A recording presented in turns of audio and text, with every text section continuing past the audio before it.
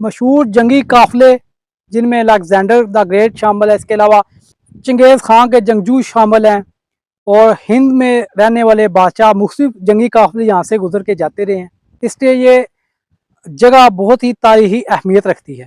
Nandana campus میں واقع مندر کو شیوا مندر کہا جاتا ہے۔ اس کو ہندو شاہی بادشاہ جے پال کے بیٹے اننت پال نے 9ویں صدی کے اوائل میں بنوایا تھا۔ راشد محمود غزنوی نے بنوائی تھی جب اس نے ہندو شاہی راج سے قلعے کا قبضہ سنبھالا تھا۔ نندنا مسلمان حکمرانی میں رہا جب تک کہ 13ویں صدی میں منگول فوج کے ہاتھوں خوارزم کے سلطان کو شکست نہ ہوگی۔